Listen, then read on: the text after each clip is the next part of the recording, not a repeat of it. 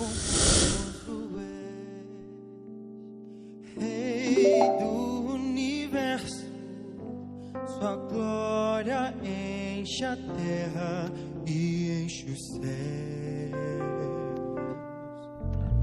Sua glória enche a terra, sua glória enche os céus, Sua glória enche minha vida, Senhor. E quão pomposo Que canção maravilhosa, que canção célebre. Ela me traz à memória tantas recordações. Mas hoje, pensando um pouquinho nas profundidades dessa letra, eu acredito que eu nunca cantei essa música com o entendimento que eu tenho hoje. O Senhor é maravilhoso. Quantas vezes nós usamos esta palavra para designar, para dar uma nomenclatura para algo que nós estamos sentindo ou experimentando de alguma coisa que seja muito boa, quando na verdade o único que é maravilhoso é o Senhor, o nosso Deus. Essa canção, ela é muito forte, muito poderosa, porque ela me coloca num lugar de contemplação, onde eu estou enxergando, onde o salmista primeiramente enxergou a grandiosidade do nosso Deus, o quanto ele é precioso e o quanto ele é incomparável. E aí quando nós chegamos hoje no Salmo 97, nós vamos dar de cara, pá! E nós vamos dizer, uau! Uau! O nosso Deus é maravilhoso.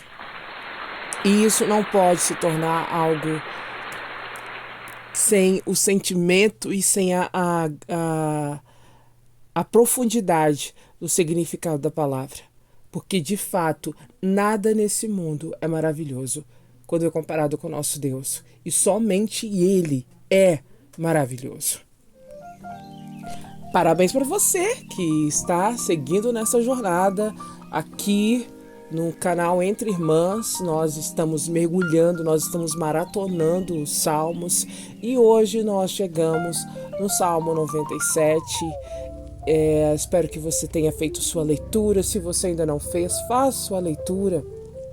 Dê um pausa nesse áudio e você pega, lê a sua Bíblia para você compreender o que está escrito ali. E após isso, aí sim, a gente pode dar continuidade. Mas se você não pode fazer isso agora, tudo bem. O importante é que você mergulhe conosco no Salmo 97. Está pronto? Então vamos lá. Antes de entrarmos no conteúdo do Salmo 97, eu tenho uma pergunta para fazer para você. Seja sincero, tá bom? Do que você tem medo? Sei que falamos em alguns salmos posteriores. Quem você está acompanhando essa maratona, você vai se lembrar que em algumas situações nós falamos sobre o medo, fobias. Existem medos de muitas coisas e cada vez mais tem se aumentado o medo das pessoas. É engraçado que quando me fazem essa pergunta eu fico pensando muito no que tenho medo, porque eu acho que eu sou um pouquinho corajosa. Mas todos nós somos movidos pelo medo. No Salmo 97, Deus é expresso através da tempestade. E se você lembra lá do Salmo 29. Se você não ouviu o Salmo 29, procura aí. No Salmo 29, nós vimos ali o salmista descrevendo Deus como a própria tempestade. E aqui no Salmo 97, o salmista está provavelmente olhando uma tempestade e vendo o poder e vendo a glória que há ali manifesta no contexto de uma tempestade. Eu quero que você pense mesmo numa tempestade mesmo. Tem gente que tem medo de tempestade. Tem pessoas que ficam aterrorizadas só com o fato quando vê o céu ficando cinza, quando vê o céu fechando, e elas são tomadas por um medo. É estranho, mas tem gente que tem esse medo. E aí quando eu olho para o Salmo 97 e penso nos medos e penso no poder que há, né, manifesto numa tempestade, principalmente aquelas tempestades bem fortes, e o salmista conseguiu ver Deus, e mais do que isso, ele conseguiu contemplar como Deus é maravilhoso.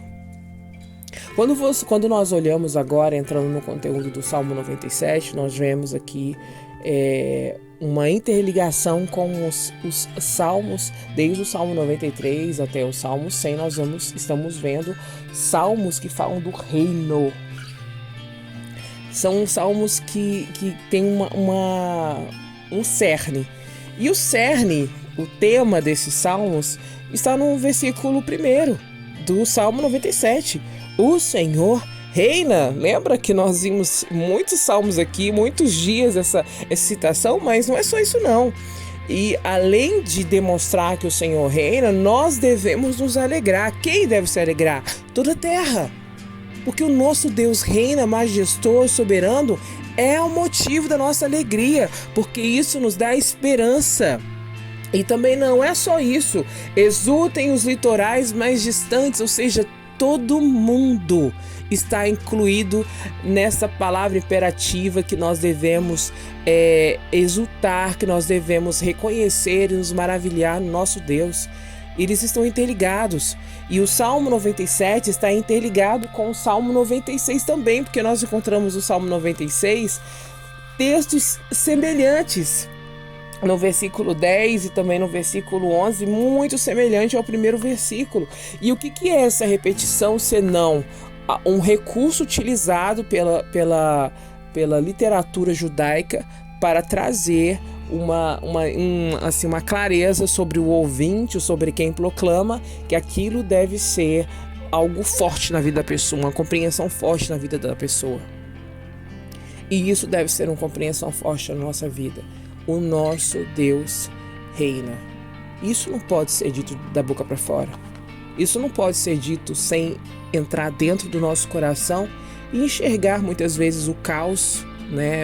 Quantas vezes na nossa vida nós estamos atravessando um caos, um deserto, momentos tão turbulentos e tão difíceis. E você vai dizer para você mesmo: oh Deus, meu Deus reina. Ele está governando, Ele está acima de todas as coisas. Está com Ele o controle de todas as coisas. Isso muda as perspectivas e as disposições do nosso coração. Esse salmo pode ser dividido em 5 partes. A primeira parte é Deus é soberano, que é o versículo 1. A segunda parte, Deus é temível, que é o versículo 2 até o versículo 6. Terceira parte, Deus é só um, versículo 7. Quarta parte, Deus é justo, versículo 8 e versículo 9. E a quinta parte são os últimos versículos, versículo 10 e versículo 12. Deus é santo e Ele é alegre. Tudo que será expresso aqui nesse salmo está falando de Deus. Esse salmo é um louvor ao nosso Deus, demonstrando, falando, deixando claro quem Ele é. E a primeira descrição é que Deus é soberano. O versículo que eu acabei de citar, o tema desses salmos todos, né, esses intitulados por esses salmos que começam do 93, que vai até o 100, que evidencia que Deus é soberano sobre toda a terra. Este é o tema dele.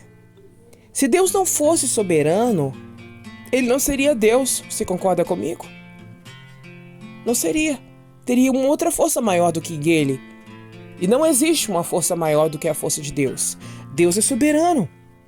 E para compreender essa soberania dele, é enxergar que Ele é onisciente, é enxergar que Ele é onipotente, é lembrar que Ele é livre para fazer o que Ele quiser. Porque se Ele tivesse qualquer limitação, Ele não seria Deus. Então, quando eu penso na soberania de Deus, eu penso em alguém ilimitado.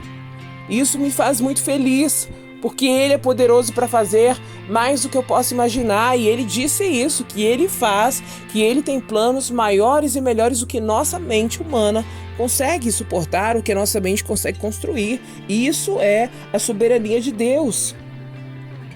E essa soberania deve ser o lugar que nós devemos nos descansar.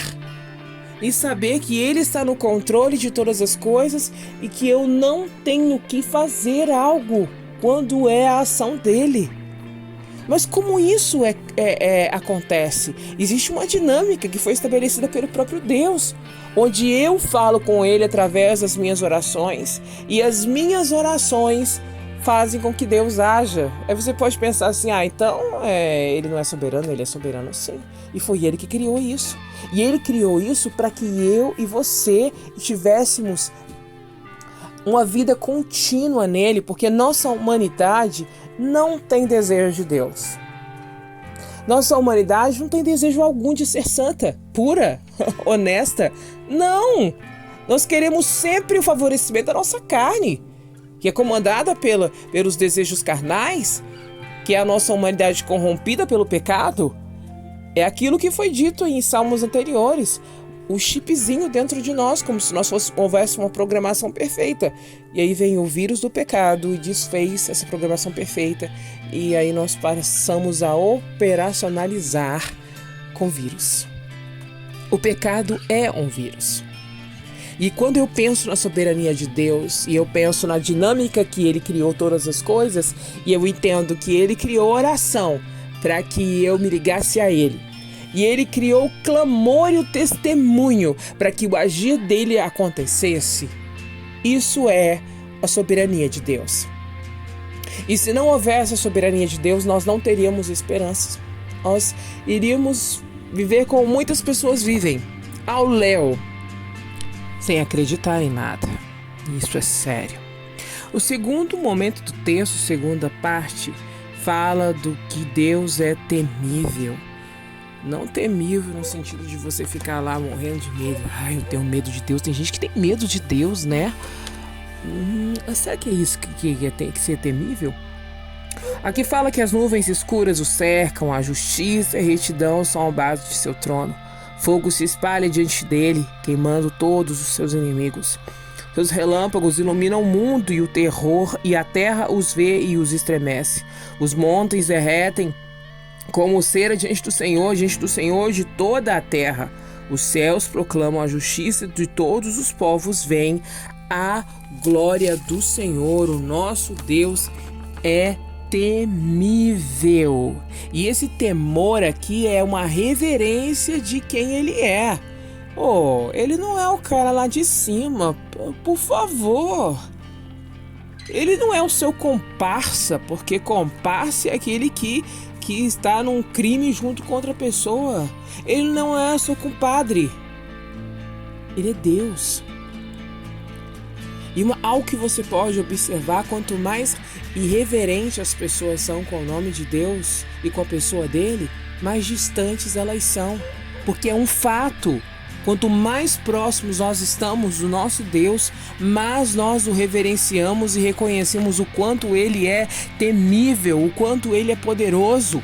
Então nós não podemos nos comportar levianamente com o nome de Deus, com quem Ele é, com o propósito dEle, inclusive até com a nossa própria vida. Porque quando nós não cuidamos da nossa própria vida, quando nós não zelamos o nosso corpo, quando nós não temos cuidado conosco, nós estamos tratando a obra do Senhor de qualquer maneira. É como se você fosse uma obra de arte valiosa e nem você conseguisse dar valor nisso. E lembrando que todos nós somos obras de arte valiosas, porque foi dado, Deus deu o Filho dele para que nós tivéssemos vida, e isso é muito valor. Muito valor, muito mais do que se pode imaginar, muito mais do que se possa calcular. Não tem como dizer que conhece a Deus e que pertence a Deus se você o trata de forma leviana, se você o faz como se ele fosse normal. Deus não é normal, tá? Deus não é normal. Nós podemos ver a experiência quando Moisés esteve com Deus, que o rosto de Moisés brilhava. Nós vemos a experiência que Isaías teve quando ele viu o Senhor, ele caiu no chão. Ele viu o anjo tocar a língua dele, tocar a boca dele. Então nós encontramos muitas experiências na Bíblia que mostram como é o nosso Deus, como Ele é temível. E aí nesse salmo nós vemos o autor empenhado em demonstrar isso, quanto Ele é poderoso e o quanto Ele governa sobre todas as coisas. E não tem como chegar perto de Deus de qualquer maneira. Por isso que nós precisamos de uma vida santa, porque a única maneira de estar perto do Senhor é tendo uma vida santa. No terceiro ponto, Deus é só um. Nem precisaríamos falar, né? Ou será que precisamos falar? É claro que precisamos falar. E aí você vai ver aí no versículo 7, por favor, se você estiver acompanhando, diz assim: sejam envergonhados os que adoram ídolos, os que contam vantagens de seus deuses inúteis, pois todos esses deuses se prostram diante dele. Aqui ele está mostrando que ele é maior. Não há Deus maior, não há Deus tão grande como nosso Deus. E aí nós podemos lembrar da palavra de Deus lá no Salmo 115, que fala que torna-se semelhante àquilo que se adora. Aí você pode dizer comigo: eu não adoro nenhum santo não. E aí eu vou fazer para você assim: mas vamos pensar nos tipos de idolatria que estão se modernizando nos nossos dias. Idolatria é tudo que eu coloco acima de Deus. E isso é algo a se pensar, porque nós estamos diante dos nossos olhos uma gama de deuses, todos disponíveis para nós. Aí você poderia assim: mas como assim? Eu não estou reverenciando nada não. O dinheiro, os status, o conforto, o poder, a autoimagem, a diversão, lazer, são tantas as opções. E nós nos tornamos semelhantes àquilo que adora. E você pode falar assim: como que eu vou me tornar semelhante ao dinheiro? Epa, peraí, como que isso vai acontecer? Você já observou como agem os materialistas? As pessoas que são ligadas a dinheiro? Elas cada vez mais se tornam desumanas. Elas não sentem misericórdia pelos outros. São tomadas por arrogância, são mesquinhas. Não têm misericórdia e generosidade, porque o Deus delas é o dinheiro. E ele domina a mente da pessoa. E isso é tão importante, porque quando eu paro e falo: Senhor, Tu és maravilhoso, e digo como é maravilhoso estar na presença dele, como ele é formoso e quanto ele é perfeito. E se eu não vivo isso de fato, se eu tenho Deus e se eu reverencio esses outros deuses, tem algo errado comigo. Tem sido uma adoração só de boca para fora. Vocês me adoram com os seus lábios, o coração está longe de mim. Isso é sério. Porque todos os dias o Senhor Jesus está voltando. Como assim? Muitas pessoas estão partindo. Muitas. E aí o nosso coração é uma terra, é um lugar que a gente não brinca. A gente não pode brincar. A gente tem que pedir para o Senhor sondar o coração. Quando nós chegarmos no Salmo 139, nós vamos ver ali o salmista Davi falando: Senhor, sonda meu coração. Tu me conheces. Vê se há algum caminho errado em mim. Por favor, me guia para o caminho eterno. Eu não quero ficar preso aos ídolos que estão aqui, que estão me roubando de mim, porque os ídolos, eles nos roubam. E aí o texto fala que eles são inúteis. E se eu tiver ídolos aqui, eu me torno uma pessoa inútil. A minha existência é anulada. Se eu adoro o meu eu me torno cada vez mais egoísta. Me torno cada vez mais diferente daquilo que Deus deseja para minha vida, porque é o motivo pelo qual fui criada. E nós já vimos aqui que nós fomos criados para louvor e glória do nosso Deus, para honrá-lo em todas as coisas. Os salmistas aqui, que está nos ensinando, que está dizendo que o Senhor, que o nosso Deus reina, Ele quer que a nossa vida testemunhe disso, que o nosso viver, que o nosso caminhar testemunhe quem é o Deus, que exista essa reflexão. Depois no ponto 4, Deus é justo, versículo 8, versículo 9, o salmista diz no texto que Israel se alegra. Sião se alegrou quando viu que Deus é a justiça. E de fato sim, nós vamos nos alegrar quando nós vimos lá no livro de Apocalipse 19:1 que quando a Babilônia, que a Babilônia significa o poder que domina, o poder mental, intelectual que domina sobre a terra, quando ela for vencida, quando ela for destruída, quando vier a justiça do Senhor, se ouvirá glória, honra, poder, majestade ao nosso Deus. A terra vai se alegrar, os filhos de Deus vão se alegrar. E eu preciso ser, você precisa ser um legítimo filho de Deus, aquele que se alegra nas coisas de Deus. E isso traz conexão para o último ponto, onde fala que Deus é alegria e que Ele é santo. No versículo 10 e no versículo 11, onde demonstra aqui: pois tu, Senhor, supremo sobre toda a terra, és exaltado acima de todos os deuses. Mais temível que falsos deuses, Ele é poderoso e Ele vai provar isso, Ele vai mostrar isso. Talvez você hoje pense, como muitas vezes eu penso, eu pergunto: cadê a justiça de Deus quando nós vemos o caos, quando nós vemos situações tão injustas? E aí nosso pensamento é: cadê Deus? Ele está no lugar dele, onde ele sempre esteve, reinando, governando sobre todas as coisas. Ele está lá, direcionando tudo. Nada fugiu do controle de Deus. E se você está numa situação assim, se você está enxergando sua vida assim, se você viu situações perto de você, que você pergunte isso, começa a declarar essa justiça de Deus, porque a justiça dele vai vir. Ele é fiel, ele não é como os homens. E aqui no texto fala, no versículo 10, vocês que amam o Senhor, que odeiam o mal, ele protege a vida dos fiéis.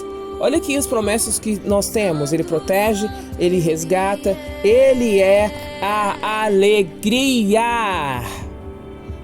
Pessoas que vivem atrás da alegria, que são motivadas por correr atrás da alegria. A alegria do Senhor é diferente daquilo que nós pensamos, daquilo que imaginamos.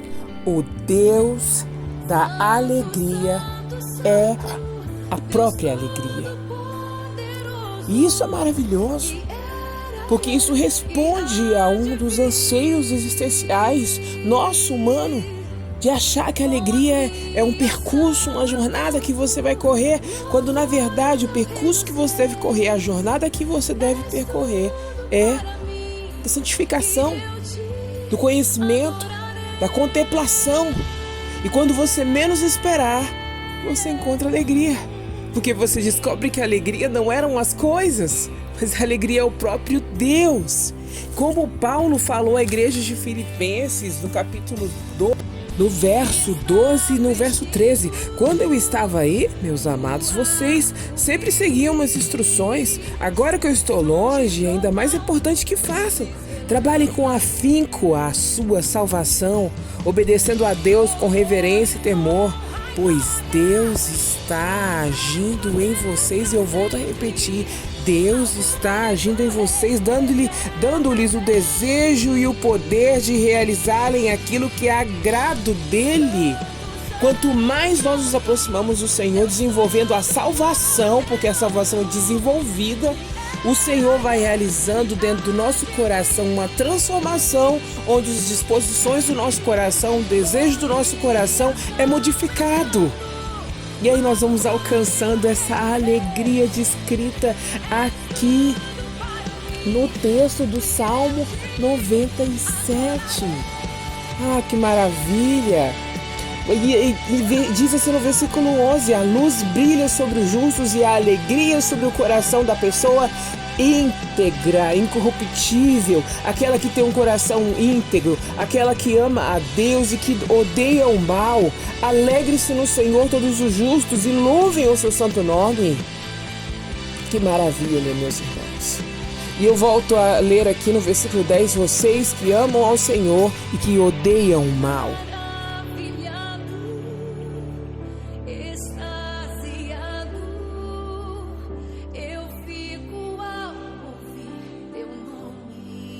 E sabe qual é o nome que nos deixa maravilhados, que nos deixa extasiados?